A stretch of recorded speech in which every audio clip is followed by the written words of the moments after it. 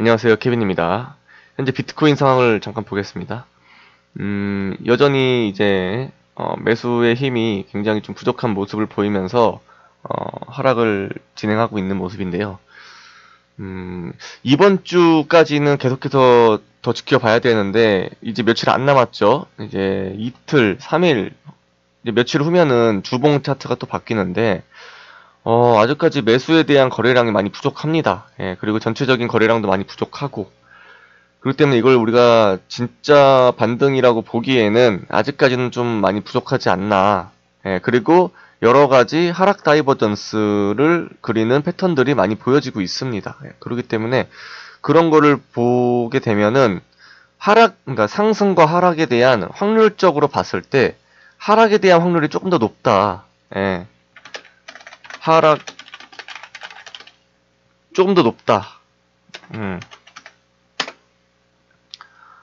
왜냐면은 지금 이렇게만 봐도, 이렇게 간단히 그냥 차트만 봐도요, 현재 지금 이렇게 약간 흘러내리는 모습이 분명히 여기서는 이제 상승세경 패턴이 만들어졌단 말이죠. 그렇기 때문에 당연히 하락을 하고 있는 모습이고, 그리고 직전에 있던 저항선까지 부딪힌 거예요. 그렇기 때문에 두 가지 요인이 겹쳐서 하락의 확률이 좀 커져서 역시나 하락을 하는 모습인 거고, 그리고 또 이제 이렇게 하락을 한 다음에 어느 순간 이제 수렴을 또 한단 말이죠. 이렇게 보면 또 새로운 삼각수렴 패턴이 보이죠. 요 패턴대로 간다고 하면 또 이제 수렴을 할 겁니다. 아니면 요 밑으로 내려와서 수렴을 하거나. 이거는 이제 지켜봐야겠죠, 우리가. 가격을 어느 구간에 형성을 하는지는. 어쨌든 또 분명히 이렇게 수렴을 할 텐데, 이 수렴을 한 후에, 수렴을 하고 난 다음에는 이제, 어떠한 이제 움직임을 보이죠, 보통? 50대 50. 50대 50으로 상승과 하락 둘 중에 하나 방향을 잡습니다, 이제 얘가. 근데, 저의 의견을 물어보신다고 하면은 저는 이제 하락의 가능성이 조금 더 크다. 예. 왜냐면, 지금 현재 이 패턴이 만들어지면서 수렴을 하는 데 있어서 우리가 이제 이 안에서 중요하게 봐야 될 게 또 다른 패턴, 그리고 그 안에서 패턴이 만들어지는데 필요한 거래량들, 이런 것들을 주의 깊게 관찰을 하면은 이게 지금 어떠한 방향으로 좀 흘러내리겠다라는 게 보이는 이유가 패턴이 만들어집니다. 근데 거래량이 계속해서 음봉 거래량이 뜨면서 거래량이 붙고 있고, 그리고 현재 수렴을 하고 있는데 이 수렴을 하는데 안에서는 이런 캔들들이 있잖아요. 이런 캔들들. 이런 캔들들의 모양과 이 캔들이 만들어질 때 거래량을 보시면, 유심히 이걸 관찰을 하시면, 지금 현재 매수보다는 매도 압력이 조금 더 강하다. 그렇기 때문에 요 수렴의 패턴은 상방보다는 하방의 가능성을 조금 더 띄고 있다라고, 예, 저랑 같이 공부하시는 분들도 마찬가지로 그렇게 느끼실 거예요. 예, 저희 회원분들도 저한테 이제 가끔 카톡 오시는데, 이제 더 분석을 잘 하시더라고요. 그래서 미리미리 이렇게 예측을 하셔서 대응하시는 걸 보면은, 정말 잘하고 계시다라고 저는 이제 매일같이 이렇게 피드백을 드리고 있습니다. 그렇게 공부하시면 되고, 아무튼 일단 이번 주는 계속해서 가격을 지켜봐야 되고, 얘가 어느 위치로 올라서냐 아니면 그 밑으로 달리느냐, 가격이 요 저항선의 위로 달리냐 밑으로 달리냐에 따라서 또 수렴의 구간이 달라지고, 계속해서 지금 좀 약간 크게 변동성도 좀 크고 움직임도 좀 빠르게 보여주는 시장이기 때문에 한 치 앞을 모르는 상태입니다. 근데 제가 봤을 때 다음 주까지 이런 모습을 계속 보인다면 하락의 가능성이 조금 더 크지 않나라고 저는 조심스럽게 생각을 하고 있는 거고요. 참고만 하시고요. 그리고 오늘 좀 중요하게 드릴 말씀이 있는데, 현재 이 뉴스 기사들이 이렇게 어제도 보시면 잘 보세요. 옐런 재무부 장관이 어제 잠깐 나와서 연설을 했어요. 근데 현재 인플레 일시적이나 연말까지 지속될 것. 이 말은 뭐냐? 연말까지 인플레가 지속될 수 있다. 그리고 일시적인 현상이다. 그것은 일시적인 현상이다라고 이렇게 지금 나와서 발언을 했습니다. 요 내면에 있는 그 숨은 의미를 우리는 또 이제 해석을 해봐야겠죠. 자, 인플레가 연말까지 지속된다. 인플레 지속 가능성을 지금 언급을 했단 말이죠. 그러면 이건 뭐냐? 6월 중순에 있을 FOMC 회의에서 테이퍼링 가능성을 낮춰주는 발언. 그러니까 6월 중순에 있을 연준 그 어떤 회의에서 테이퍼링에 대한 이슈가 조금은 이제 약해졌다. 약해졌다. 그렇기 때문에 연말까지 인플레를 쭉 끌고 가겠다라는 얘기는 우리에게 있어서는 호재성 뉴스입니다. 예. 이 코인 시장에 있어서는 호재성 뉴스인 게 뭐냐면 유동성을 빨아들이지 않겠다라는 거면은 아직까지 이 시장의 유동성을 남겨두겠다라는 거예요. 예. 그렇기 때문에 연말까지 이 시장이 길게 끌고 갈 가능성이 있다.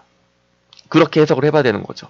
그러면은 단기적인 모습은 하락의 시그널이 나올 수 있지만 어느 구간, 어느 시점이 되면은 다시 한번 재차 시장을 끌어올릴 충분한 그런 유동성이 아직까지는 이 시장에 존재하고 있다.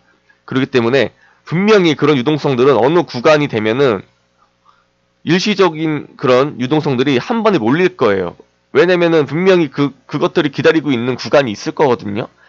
분명히 그들이 원하는 가격대가 있을 거란 말이에요. 여기든 어디든 원하는 가격대가 있는데 그들이 이제 싸다고 느끼는 구간이 이제 다가오고 시장의 모습이 그런 위치까지 간다고 하면은 그 어느 구간에서는 분명히 그런 유동성들이 한번 수급이 들어오지 않을까. 쫙 수급이 들어오고 나면은 다시 한번 강력한 시장의 추세가 전환이 되면서 조금 길게 롱 포지션을 끌고 가지 않을까. 이렇게 그게 저의 어느 정도 올해 좀 제가 바라보고 있는 시장의 관점이고요.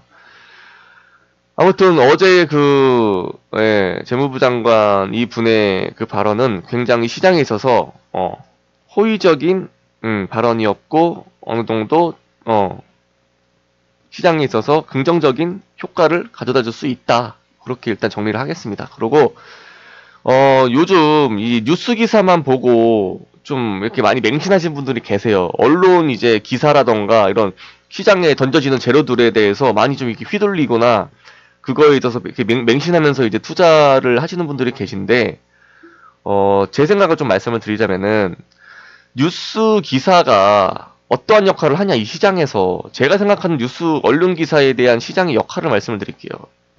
자 보세요. 여러분들 여기가 5월 10일, 5월 12일 요 구간이에요. 요때 제가 분명히 하락한다고 영상을 올린 적이 있어요. 크게 한번 하락을 할 것 같다. 준비를 하셔라. 그 이유를 제가 앞으로 어떤 언론 기사가 나올 거기 때문에 시장에 어떠한 악재가 던져질 거기 때문에 그거를 미리 예상하고 한다? 그럴 수는 없어요. 왜냐면 그런 뉴스나 기사 같은 경우는 내부자들만이 알 수 있는 거고 다른 사람들이 다 알 수 있을 정도의 그런 기사라면 그리고 효과도 없겠죠. 그렇기 때문에 당연히 저도 모른단 말이에요. 근데 제가 하락을 예측할 수 있었던 거는 이 차트 자체가 기술적으로 이제 하락을 할 타이밍이 됐기 때문에 하락을 예상을 한 거예요. 근데 보세요. 정확히 하락을 했습니다. 예, 하락폭을 보여줬고 여기까지 떨어졌어요. 급락폭이 이만큼 생겼다는 거예요.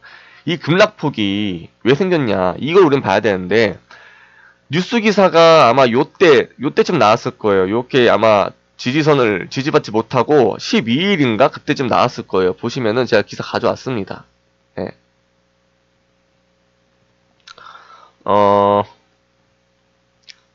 보시면 머스크는 지난 5월 12일 언제냐 요때예요. 12일 딱 이게 떨어지기 시작하기 전 네, 그때 트위터에다가 이런 재료들을 던집니다. 머스크가 트위터에 이걸 적은 게 과연 이 시장에 있어서 엄청난 큰 악재를 줬기 때문에 이 시장이 잘 갈 수 있었던 건데 하락을 했다? 방향을 돌렸다? 그건 전 잘못됐다고 생각을 해요. 머스크의 어떤 트윗이라던가 시장의 악재가 던져질 때는요, 이미 어떠한 방향을 잡아놓고 그 방향에 있어서 촉진을 하는 역할을 하는 거지, 그 재료들로 하여금 시장의 방향이 위로 아래로 좌지우지 된다라는 거는 저는 동의할 수가 없고요. 그렇다고 하면은 지금은 보세요. 지금 현재 이 시장에 던져지고 있는 뉴스들을 볼게요. 보세요. 자, 호재, 호재, 예, 악재, 호재, 호재, 악재, 호재 뉴스, 악재 뉴스 이거 막 연달아 동시다발적으로 이 시장에 지금 마구마구 뿌려지고 있단 말이죠. 이런 상황에서 과연 이게 다 시장에 반영이 됐다라고 하면은 지금 시장의 모습이 이렇게 올라가서는 안 되죠. 차트도 이렇게 이런 모습이 나와주면 안 되죠. 춤을 춰야 되는 거예요. 완전히 그냥. 이런 재료들이 모든 재료들이 시장에 다 적극적인 반영을 한다면 시장이 더 지금보다 요동을 쳐야 되고 거래량도 더 들쭉날쭉해야 된단 말이에요. 근데 그게 지금 아니잖아요. 차트대로 흘러가고 있잖아요. 지금. 이걸 보고서 알 수 있는 건 뉴스 기사로 인해서 방향이 정해지는 게 아니고 방향은 심리적인 추세와 어떤 이 안에서 매수 세력과 매도 세력의 그런 싸움으로 인해서 심리적으로 만들어지는 것이지 뉴스와 어떠한 그런 재료들이 시장의 방향을 크게 정해주진 않는다. 저는 그렇게 생각합니다. 크게 방향을 정해줄 때는 어떠한 매수 세력과 매도 세력의 눈치 게임이 끝났을 때고 그게 끝났을 때 이제 그 방향이 정해졌다라고 하면은 그 방향에 있어서 어떠한 재료들이 등장을 하면서 방향을 촉진하는 역할을 한다. 예, 그렇게 순서를 다시 보시면 될 것 같아요. 예. 그래서 차트의 기술적으로 방향을 예측을 하고 그 방향에 있어서 가속도를 붙이는 게 언론 기사다. 그런 재료들이다. 라고 저는 말씀을 드리고 싶습니다. 그렇기 때문에 우리가 너무 당장에 어떤 기사들과 언론 이런 재료들에 막 이렇게 공포감을 갖고 휘둘릴 게 아니고 본인만의 어떠한 그런 관점을 가지고 좀 명확하게 목표를 잡는 게 중요한 것 같아요. 그래서 당장 어떠한 기사가 오늘 떴기 때문에 빨리 다 던지고 도망가야지. 아니면 앞으로 또 긍정적인 기사가 떴네? 오케이, 그러면은 다시 또 여기서 매집을 해야지. 뉴스에 휘둘릴 때는 이미 늦어요, 여러분들이. 뉴스에 휘둘릴 때는 늦기 때문에 우리는 계속해서 이런 차트를 분석하고 시장의 흐름을 예측을 한 다음에 어떠한 방향으로 가겠다라는 걸 미리 우리는 목표를 정해야 되는 거예요. 미리 정해놓고 그 안에서 대응을 해야지 그 목표했던 그런 시나리오가 터졌을 때 이미 시장에 발생을 했을 때는 이미 늦는다는 거예요. 예. 그렇기 때문에 어떠한 시그널을 보여준다, 시장이. 그런 시그널을 우리는 잘 인지를 해서 앞으로 이제 나올 방향과 그리고 그 방향의 속도 이런 것들을 예측해가지고 대응을 해야 그 안에서 우리는 어떠한 갭을 먹을 수 있는 거죠. 갭. 그 시장의 갭을 수익화할 수 있다라는 거예요. 아시겠죠? 그래서 본인만의 어떤 확고한 기준을 세우세요. 먼저 세우시고 그 안에서 어떤 이런 뉴스들이 터졌을 때 기술적 지표가 어떤 방향을 가리켰을 때 그러면은 단기적으로는 어떤 방향으로 가겠구나, 장기적으로는 어떤 흐름으로 가겠구나, 이런 것들을 미리미리 예상을 해서 그 안에서 대응 시나리오를 준비를 한다면 조금 더 효율적으로 시장을 대응할 수 있고 그 안에서 본인의 자산을 좀 더 안전하게 지킬 수 있고 수익을 극대화할 수 있는 그런 투자자가 되지 않을까 생각을 합니다. 예. 그리고 제가 오늘 드릴 말씀은 여기까지고요. 현재 시장은 단기적으로는 조금 하락의 모습을 볼 수 있으나 그래도 어느 구간까지 이제 가격이 내려온다면 분명히 어느 일정 구간에서는 그런 지금 준비하고 있는 유동성 자금들이 투입이 될 것이다. 그러면은 그런 자금들이 투입이 되면서 시장의 분위기를 다시 한번 상승 추세로 전환시키면서 그때 분명히 어떠한 재료들이 호재성 재료들이 시장에 마구마구 던져질 겁니다. 그러면서 심리적인 이제 구매 촉진을 이제 자극을 할 것이고 그렇게 되면 다시 한번 다른 이제 일반 대중들도 투심이 다시 붙기 때문에 시장이 장기적으로 쭉 우상향을 하는 그런 그림이 그려지지 않을까. 하지만 그렇게 되려면은 그런 지금 기관이나 세력들이 원하는 그런 구간까지 우리가 자리를 내줘야 된다. 1차적으로 순서가. 예. 먼저 순서가 그들이 충분히 매집을 할 수 있는 기회를 줘야 되고 그래야지만이 거기서 이제 어느 정도 원하는 매물이 매집이 됐다고 하면은 시장을 이제 들어 올리자 그런 큐 사인이 떨어질 겁니다. 그럼 그때 이제 재료들이 들어오면서 다른 이제 일반 대중들이 참여를 하면서 수급이 몰리겠죠. 그러면 시장이 다시 한번 분위기 전환을 하면서 크게 상승 추세로 돌입하지 않을까. 그게 제가 생각하는 시나리오고요. 아무튼 단기적으로 하락하는 거 조금 물릴 수 있어요. 예, 우리가 개개인마다 다 투자 성향이 다르고 스타일이 다르기 때문에 중간중간 물릴 수는 있어. 물릴 수 있지만 본인의 그런 대응 시나리오가 확고하다면 본인 자신을 믿으세요. 어느 정도 자신의 판단을 믿고 어느 정도 우리가 버티면서 기다리는 것도 필요합니다. 그렇기 때문에 어쨌든 이 시장이 지금 이렇게 떨어지군 저렇게 떨어지군 간에 갈 시장은 확실하다는 거예요. 이렇게 보면요. 정확하게 갈 방향은 정해져 있습니다. 정해져 있고 얘가 지금 땅굴 파고 들어가지 않을 거 아닙니까? 정말로 그죠? 그렇기 때문에 정해져 있는 시장이기 때문에 우리는 그 큰 방향 안에서 춤추고 있는 거예요.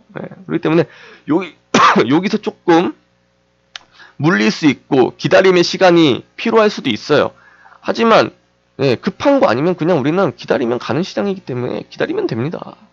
그래서 절대 급한 자금으로는 하지 마시고 여유 자금으로 어느 정도 충분히 내가 기다릴 수 있다라는 그 정도의 여유성을 띈 자금으로만 시장을 이제 대응을 하시고 분할적으로 접근을 해라. 떨어질 때마다 어쨌든 이 시장에 지금 현재도 여러분들이 있는 이유는 시장이 갈 거라는 걸 보고 있는 거잖아요.